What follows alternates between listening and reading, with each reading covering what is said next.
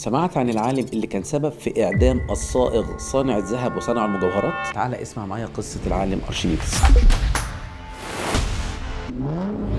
العالم أرشميدس اتولد سنة 287 قبل الميلاد في إحدى الجزر التابعة لجزيرة صقلية، وقتل سنة 212 قبل الميلاد على إيد عسكري روماني أثناء حصار الجزيرة بتاعته. أرشميدس كان عبقري الرياضيات واكتشف قوانين كتيرة جدا في الرياضيات لدرجة إن هو سمي بأبو الهندسة. يكفي أقول لك إن هو اللي قدر يحسب محيط الدايرة ومساحة الدايرة وحسب قيمة الباي. شهرة أرشميدس ترجع لقصة الملك استدعاه وطلب منه إنه يعرف التاج اللي أهداه ليه أحد التجار، هل التاج ده مصنوع من الذهب الخالص ولا لا؟ أرشميدس قعد يفكر ويفكر ويفكر، واثناء هو بيستحمى وهو بيغطس في الميه حس بقوه دفع الميه، وبيقال ان هو ساب هدومه وما حسش بنفسه وطلع يجري في الشارع يقول وجدتها وجدتها، ولغايه دلوقتي بتتقال على ارشميدس القصه دي. ارشميدس قال ان لو جسم غطس في الميه وازاح ميه، قوه الدفع اللي بيلاقيها الجسم دي قد وزن الميه اللي انزاح، وبالتالي يقدر ارشميدس يحدد نوع التاج اذا كان من ذهب ولا مش ذهب. ارشميدس صنع تاج من الذهب الخالص وقارنه بالتاج اللي هو كان مهدى للملك. اكتشف الحقيقه ان التاج اللي اهدى للملك ما كانش من الذهب الخالص، وده كان السبب في اعدام هذا التاجر، لان التاج ما كانش من الذهب الخالص.